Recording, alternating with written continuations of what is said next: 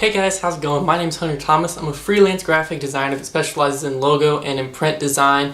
And in today's video, I'm going to be going over the learning process of hand lettering.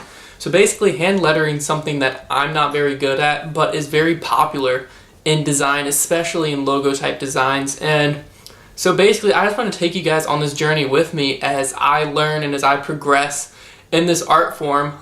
So obviously this video is going to be very rough. My hand lettering skills are basically non-existent, and so since this is the first video in this series, that's what you should expect. And maybe you can relate to that. And I would be going over while I'm doing this. I'm gonna be kind of talking to the camera, telling you guys some of the things that I'm learning through this process, and some of the things maybe you'll be able to learn along with me is kind of my goal for this. But more than anything, I just want to document the fact. I just want to document my learning curve, my learning process in doing this, so that someday I can look back and be like, whoa, that was cool. Look, way back then I sucked at this, and now look where I am today. So that's the whole thought process behind this video series. I wanted to share it with you guys on YouTube because I thought it might be something you enjoy. But without further ado, let's go ahead and jump into the video and get started on learning hand lettering. Alright, so basically what I'm going to be doing in this video is I'm taking this piece of hand lettering artwork. I believe it's by Will Patterson, but I'll put the artist in the description below to give full credit to them. But I'm going to be taking this and attempting just to recreate it. I'm not going to print it out and trace it. I'm not going to do anything like that. I'm going to just try to recreate it by looking at it. And the reason I'm doing it this way is I think that learning by imitating is one of the best ways to learn.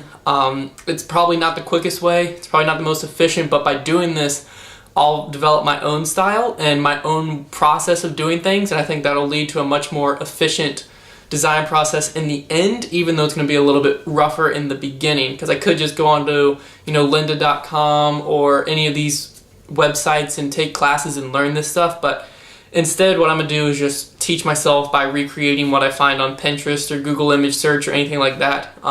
So yeah, like I said, let's go ahead and I'll get the overhead camera set up so that you can kind of see what I'm doing, and we'll get started. I'm just trying to recreate this, and every once in a while I'll take a break to kind of talk you through what I'm going through and what's going through my head while I'm doing this.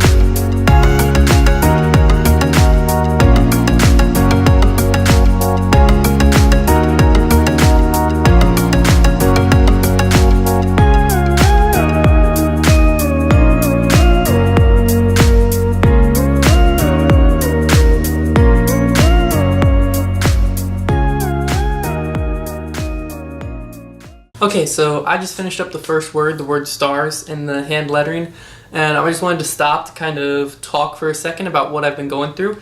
The first thing I wish I would have had is a ruler. I searched this whole office and can't find one. That's not a huge deal, but that was the first thing that went through my mind. Secondly, I think the hardest letter for me currently is the letter S. My two S's look okay, but they're not perfect by any means. They're not even really good in my opinion. They look like, you can tell they're S's. So I mean, I guess I did my job there. But I struggle with that letter. The T and TAR, you know, honestly, I'm pretty happy with how they look.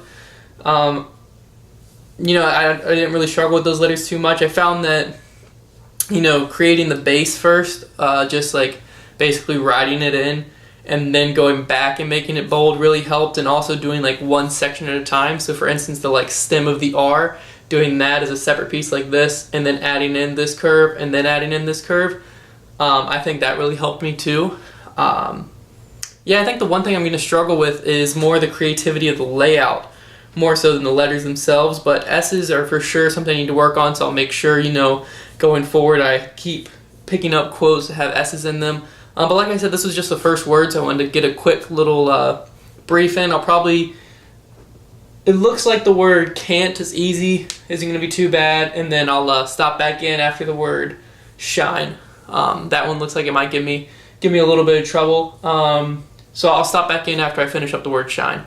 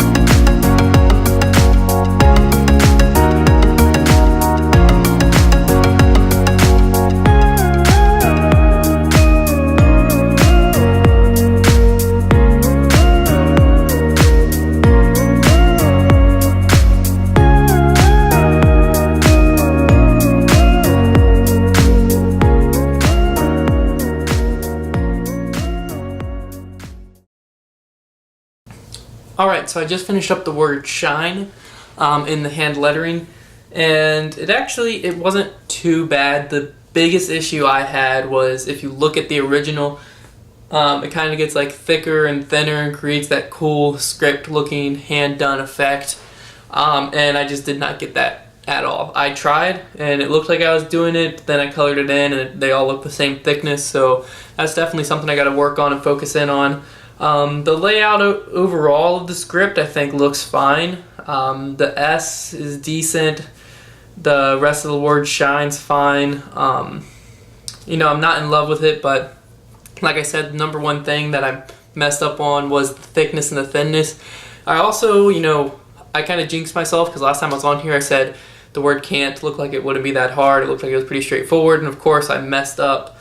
Mainly the letter T. They're all just kind of like slow, they're like tilted, the next one's tilted a little more, even though they're just like straight across, so that didn't turn out too good. Definitely didn't turn out as good as the artist who did this originally that I'm trying to copy with this piece. But yeah, you know, it's a learning curve. Like I said, this is my first time really doing this without tracing or freehand. I never made a video about it, but I did a piece where I laid tracing paper down right here.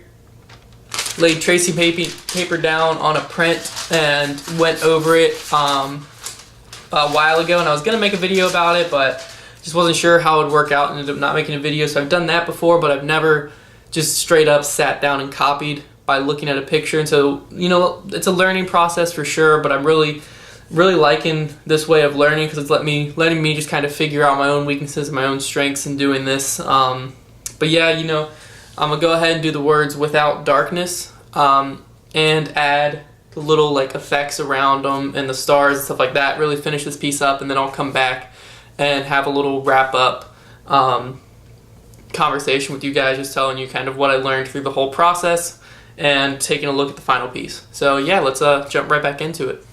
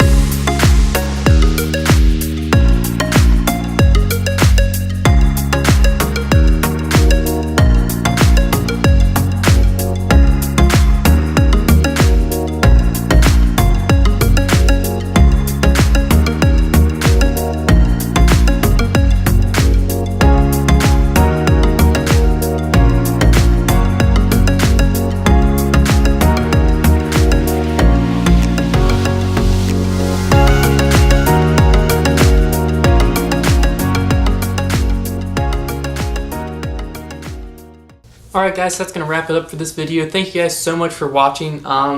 Didn't really struggle too much with the word darkness. It didn't turn out great, but I didn't struggle too much with any of the letters specifically. I'm overall pretty happy with how it turned out. The little effects around the letters I wasn't too concerned with. The stars, well, just didn't really bother me one way or the other. Like I said, I think the biggest things I learned were just the letters S are really hard to do for me. I think creating a base by doing the inner line and then making it kind of bold around it really helped. It was a good strategy for me. But yeah, I think this was a good first step in learning this process. If you like these videos, please consider subscribing. I'll probably be releasing this type of video about once or twice a month. I'll be practicing a lot more frequently than that, so if you want to keep up to date with me practicing hand lettering, please follow me on Instagram. I'll put all the links to that in the description below. But thanks again so much for watching, and I'll see you next week.